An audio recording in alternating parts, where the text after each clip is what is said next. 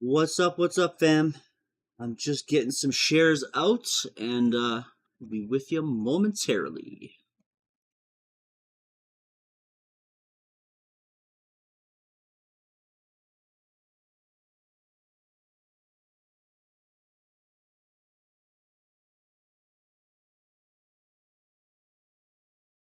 If you're in here already, make sure you share the links.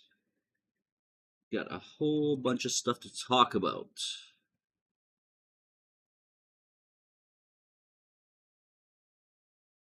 Shouldn't be too long of an episode today.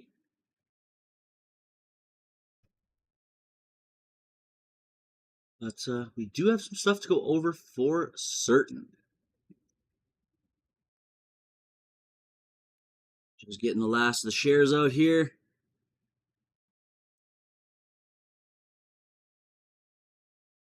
All right. You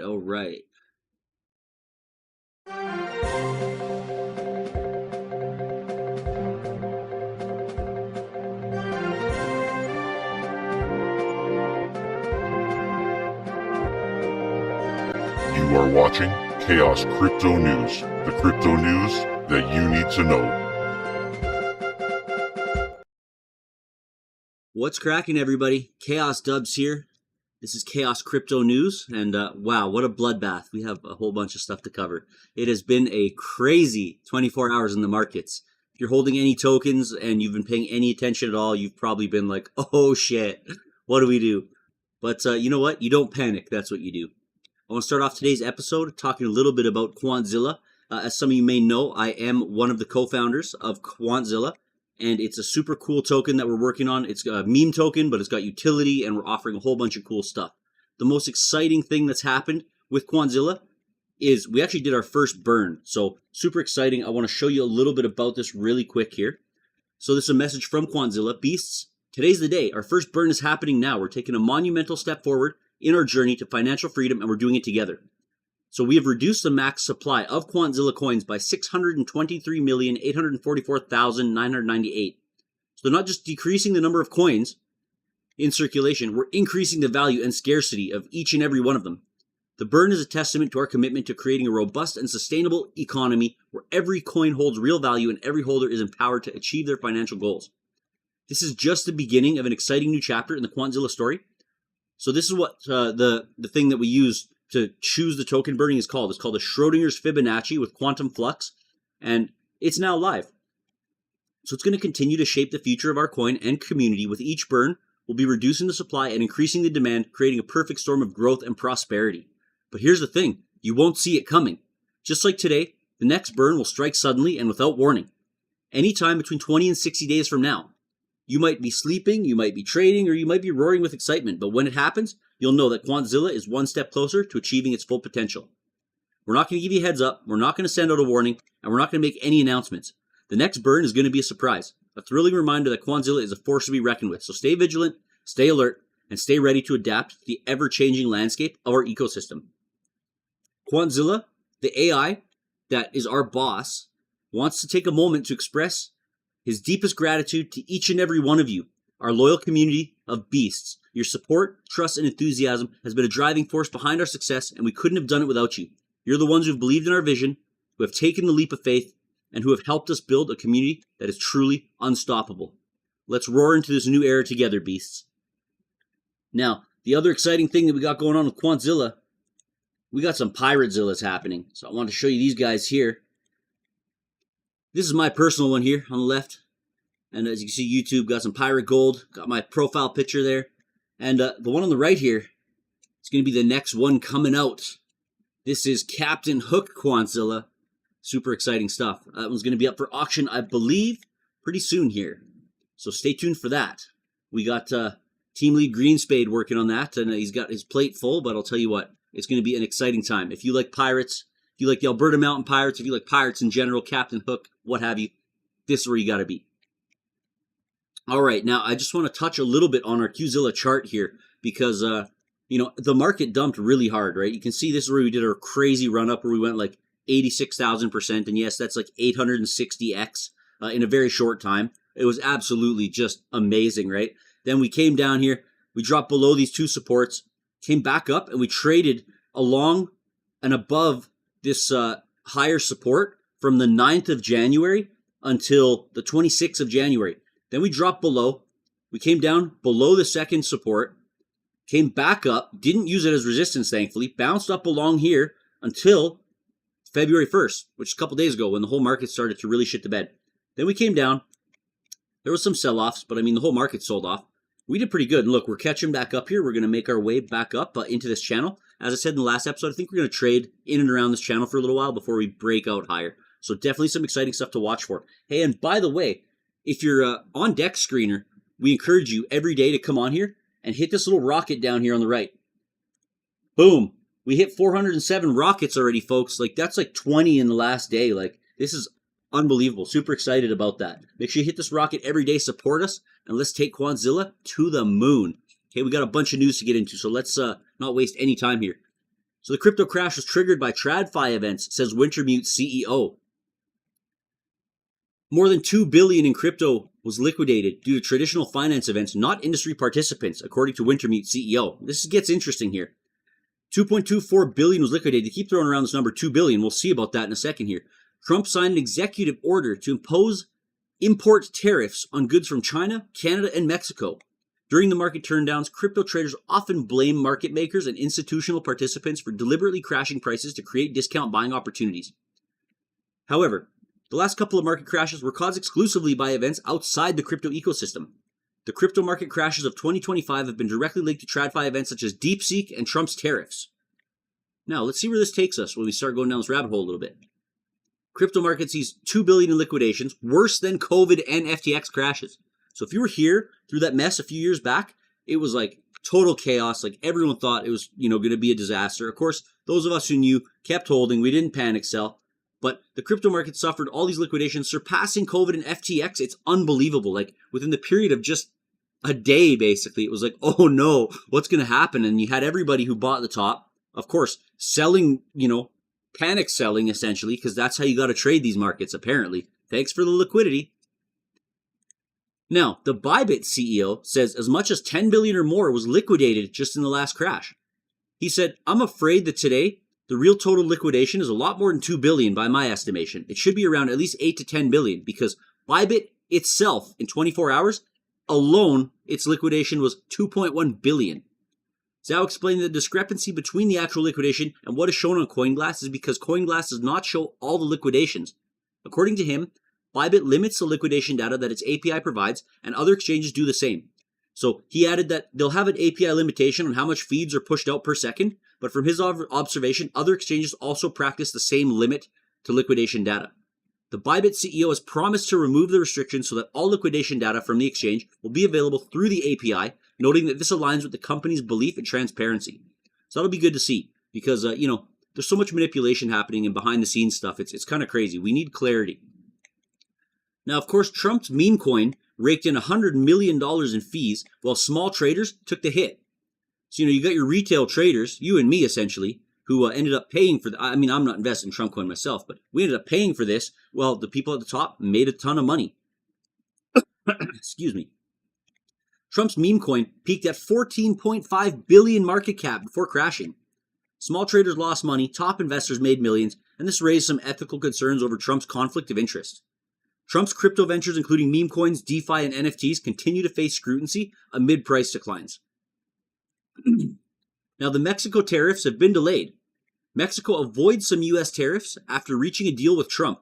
Interesting stuff here, because Canada's trying to, set tariffs in the other direction and start a fight, basically, which, I'm not sure if that's the smartest way. Why don't we work together and try to work things out? But, I'm not in that level of politics to fully understand what's going on. But apparently the Mexican president announced on Monday that Mexico successfully have avoided U.S. tariffs, at least for now, following an agreement.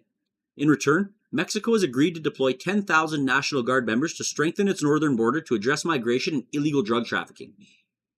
Sounds like that's working out swimmingly for them. Hopefully things can keep on a good roll here. But from what I'm hearing from other people, Trump's just kind of flexing his muscles at this point, kind of going, look what I can do. It's not like he really wants to do this. That's why he keeps removing the tariffs, but he's just kind of showing off like, hey, this is what I can do, so don't fuck with me. I guess it's a good strategy. Anyone who is in for RWAs, we have RWA NFTs, which is real world asset backed NFTs. We have gold and silver. We don't have the gold out yet. We're also going to be doing copper bullion custom made. Right now we have a bunch of silver NFTs. And if you head back to quantzilla.online, you can check out all of our documents. You can check out our bullion NFTs. You can check out everything that we got going on here. And I highly suggest you do, and make sure you join our Telegram because you're going to miss out if you don't. But real world assets have reached a new cumulative all-time high following Bitcoin's decline below 100,000. So that's pretty interesting. It's a pretty popular thing happening right now. And I mean, it's a little bit more solid than meme coins and shit coins built on Solana. But this isn't a zero-sum game. RWA's 300% growth in 2024 complements rather than competes with Bitcoin, signaling institutional investors expanding appetite for both stable, yield-generating instruments and premier digital assets. Exciting stuff. When this money floods in from RWAs, from EFTs, it's just going to absolutely be mind-blowing what's going to happen. Know what you hold. Absolutely know what you hold. Shout out bullish on crypto. It definitely forced them into talks, and I think Canada's going to have to do the same thing. But I mean, the people we have in power here right now are just insanely stupid and are not making our lives easier. The price of food has gone up. Everything has gone up, and I know that's kind of more than just a Canadian thing, but I'll tell you what, Canada's really taking a hit. Our real estate market, the way it works, is a huge part of the problem of why our economy is so shitty here. We have people from other countries buying all these houses, taking over, and essentially, and I don't have a problem with immigration. My family's immigrants themselves, but our family came in and didn't try to take over. You know, we learned how to integrate into the culture here, and that's what we've become. A lot of these people, they come here, they don't even live here, they buy up the property, and then they move back to whatever country they are. Like, I know a few people that have landlords that don't live here. They're like, yeah, my landlord doesn't give a fuck what I do because, you know, he's only here for a few weeks out of the year. So it's kind of very strange. Anyways, I don't want to get too much into that, but let's talk about 3 altcoins that reached all-time lows today. So Arbitrum dropped 40% to like 34.5 cents, hitting a new all-time low. Blur fell 26%, reaching a new all-time low of 10 cents. I've never heard of Blur myself. And Daddy Tate dropped 30% down to 0.03, facing ongoing downtrend.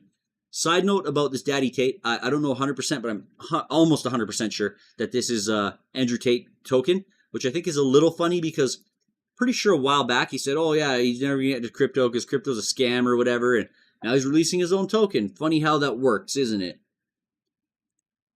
Moving on here. So Coinbase, which is a pretty popular exchange, but apparently not that good of one. It's not my favorite, to be honest, but Coinbase users lose over 65 million to scammers in 2 months. I don't know why my highlighting didn't stay up here, but that's okay.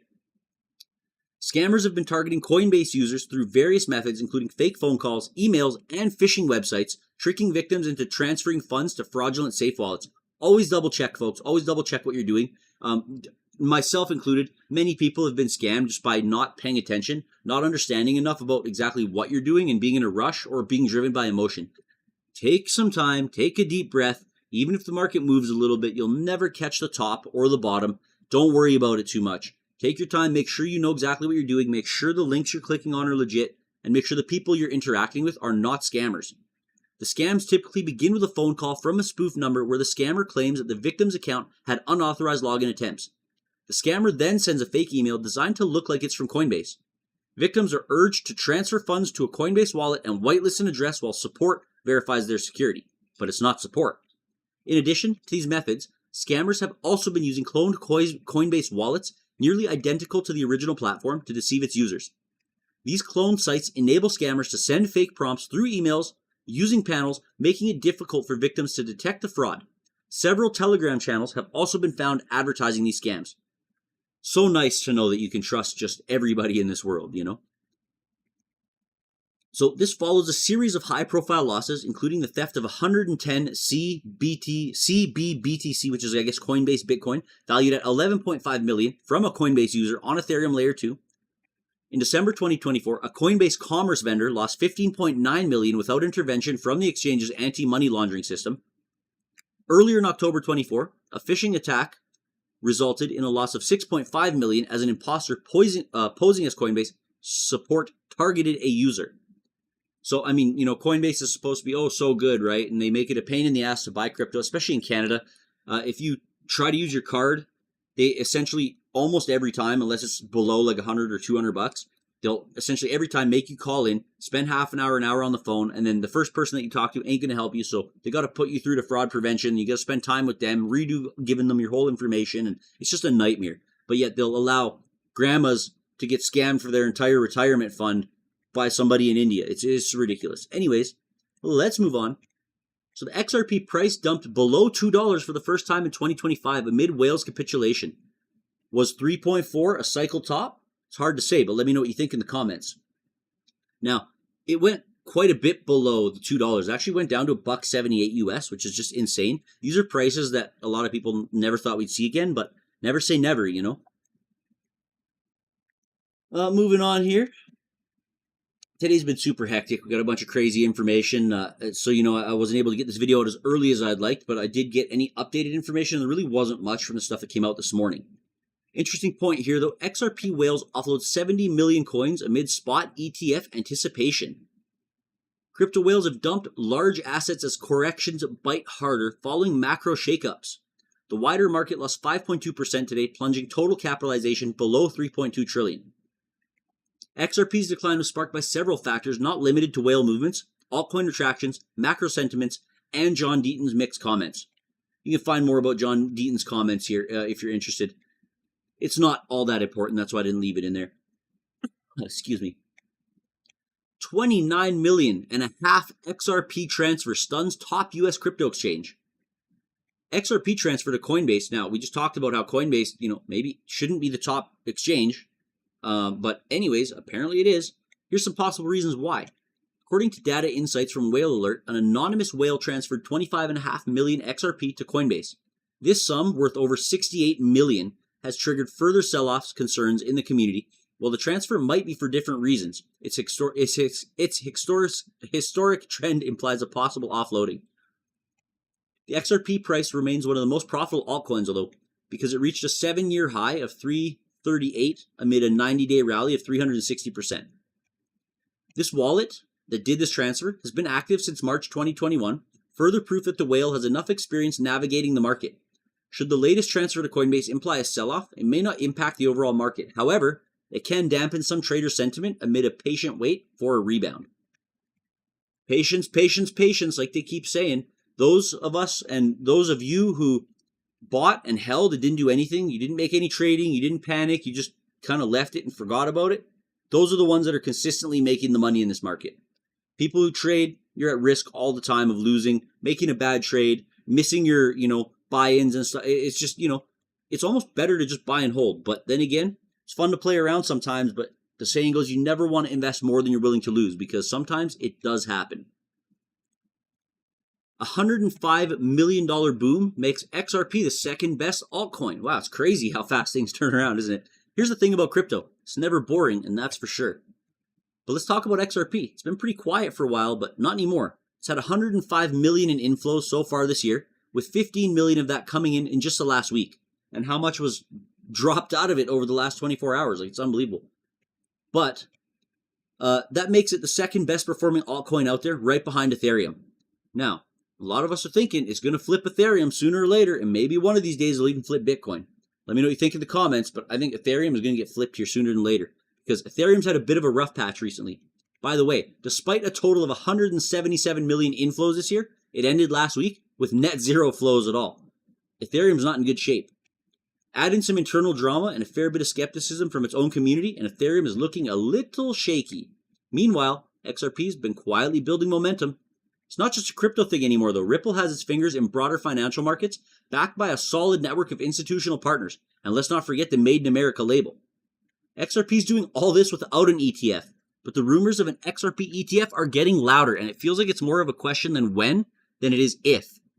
If that happens, expect even more money to flow in. Hold on to your rocket ship, folks. Hope you got your bags stacked, because we are going interplanetary.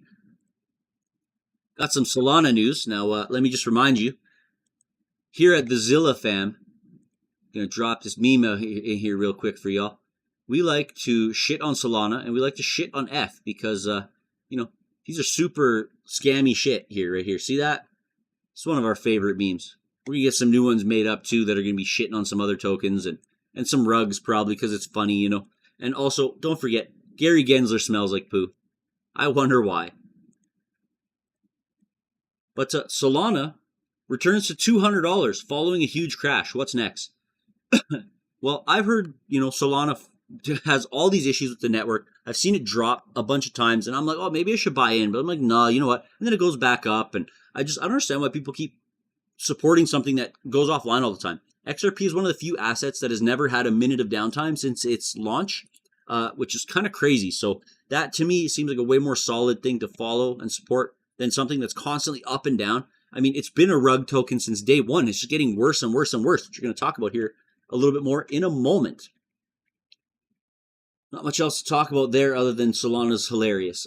Anyways, a little bit of Dogecoin news. Dogecoin whale dump sends price plummeting amid market crisis. The whale moved 200 million Doge tokens, folks, worth nearly $50 million onto Binance. As a result, Dogecoin's price nearly tanked by 20% in just one day. But I mean, that's really not that bad. The whole market fucking tanked. Like XRP was down like 30-something% or 40% yesterday. And I seen, Fartcoin was actually the only one doing well yesterday and into today, as everything else starts to pick up. But why is Fartcoin, doing so well? It doesn't make sense. I don't like throwing my money at shit that doesn't matter and, essentially just risking it like that. Like, at least a meme like Quanzilla, we have utility, we have, drip payments, we have real world assets, we have a thriving community. A lot of this stuff is just like, because it's funny, But to each their own. Now, of course, we talked about this in the last episode, but the whole Pump.Fun lawsuit, well, the meme coin tied to the law firm in Pump.Fun lawsuit surges in value. This gets a little interesting here. Excuse me. The lawsuit against Pump.Fun took an unexpected turn after crypto community members linked a wallet address in court documents to the meme coin Dogshit2. Like, who would buy this shit? Apparently people do. So after the discovery, the meme coin's market cap surged to 23 million before retracing. Meanwhile, Dog with Hat organizers reassured its supporters that the long-awaited Sphere advertisement is still in progress and promised refunds if it fails. A meme coin that was supposedly launched by the law firm as a part of the class action lawsuit against Solana-based meme coin creator Pump.Fun recently turned quite a few heads in the crypto community. The token is called Dogshit Going Nowhere, Dogshit2, and it's recently surged to a market capitalization of 23 million. Why make stupid people famous like the Hawk2A girl? Why make stupid shit like this famous? Why put money into it and support it when you could be supporting something that makes sense? But people with memes and a lot of these NFTs that don't really do much of anything have made millions over the years. Also, some have lost their shirts. So you really, if you want to gamble, that's the place to do it. It's the meme casino. If you want, really solid things to invest in, you got to look at things like XRP, XDC, any of the ISO 20022 tokens. HBAR is another good one. XLM, there's a bunch of them. Hedera, for example. These are things that you definitely want to look into that are absolutely going to be a more solid bet than these gambling meme tokens and crazy gains that you're trying to find. Be a little more conservative. The gains are still insane compared to the regular stock market. Couple more stories here to go over with y'all today. So MicroStrategy ends its weekly Bitcoin buying streak. It keeps total holdings at 470,107 Bitcoin. This is a little interesting to me. It's almost like they're part of the manipulation, which I kind of touched on in the last episode. But they ended their buying streak for some reason after they acquired 20 billion worth of Bitcoin over just the past few months. But they didn't sell any shares last week for more purchases. Yet, it was a big news story when Michael Saylor was buying when Bitcoin was at its top, or I think just shy of its top. It was at 108, and then it went down to like 106. And MicroStrategy was still buying huge amounts. Everyone was like, yeah, talking about it. I have this theory that, I've heard kind of floating around, and I kind of agree with it. When they were saying years ago, no, Bitcoin's no good, whatever, they were buying slowly. Now they're saying, oh, Bitcoin's amazing, and they're buying lots to show, but what are they buying that they're not showing? I have a feeling it might start with an X and end with a P, or X and end with a D and end with a C. You know what I mean? Like, they're always going to be a step ahead, and they're never going to tell you what's going on, because as retail traders, we are their competition, right? You really got to think that way. This is a PvP environment. If you're not ready for being in the trench warfare style battles that this market really brings you, then this ain't the market for you, because this is mano y mano, like dog eat dog out there. Be ready for anything. these people are not your friends. They're not going to tell you exactly what they're doing. They're not going to tell you the truth that's going to give you any kind of edge on top of them. And again, unless you have billions and billions of dollars to invest, you're screwed anyways, right? We're at the mercy of these markets, these institutions, these billionaires. It is what it is, right? At this point, you got to take what you can get and get out while you still can. That's another thing I'm going to mention, folks. Don't get tricked by a lot of these people saying, oh, diamond hands, diamond hands. Yes, diamond hands to a point. But, when you're seeing gains, you got to take something out. Otherwise, you'll ride this shit back down to zero or damn near zero. And it's going to take you several more years to get back up to anywhere near where you were. I mean, of course, if you look far enough out, crypto's never really been in a downtrend. Bitcoin's never been in a downtrend. But at the same time, not necessarily everything can go on forever. Even if the halving cycle continues, which it may not after this utility bull run. And once utility comes in, all bets are off. None of the fundamentals really mean anything anymore because utility means so much more than just technical analysis or, charts and psychology. Although psychology will always play a large part in trading, that's for sure. Final story here I got for you today. It's kind of ending on a bit of a funny note here. But here's how much Bitcoin is down since Jim Cramer said Bitcoin is a great thing to have. Now, if you all know Jim Cramer, this is the inverse Cramer. And it seems like a pretty valid thing to think about because oftentimes it works. As the bearish sentiment sweeps through the cryptocurrency market, it's leading the way in losses for the short term in a price movement trend that aligns with the inverse Cramer phenomenon. Now, the inverse Cramer effect is a market theory that dictates the assets recommended by CNBC's Jim Cramer on his Mad Money show often move in the opposite direction. On January 28th, Cramer endorsed Bitcoin's potential, calling it a great thing to have in your portfolio. At the time, the maiden digital currency was trading at $102,840. True to the inverse Cramer phenomenon, Bitcoin has since plunged about 7% as of press time, valued at $95,230, wiping out $50 billion from its market cap in the process. So you got to pay attention to that inverse Cramer, folks, because it'll get you every single time. Sneak right up on you, and there you go. Have a good day. So anyways, if y'all got anything to say, please let me know in the comments what you think. Let me know if you want to see anything talked about on the next episode. I'm going to try to do these as regularly as possible. It takes quite a bit of time to put these together, believe it or not. It doesn't seem like a lot, but it's not as easy as y'all think. But like I said, let me know what you think. Make sure you join our Telegram. Make sure you check out quantzilla.online. This is absolutely not something you want to sleep on. It is such a good buying opportunity right now. Like if you look at our chart here, we were way, way up here. We did like a 88,000% run in a super short time.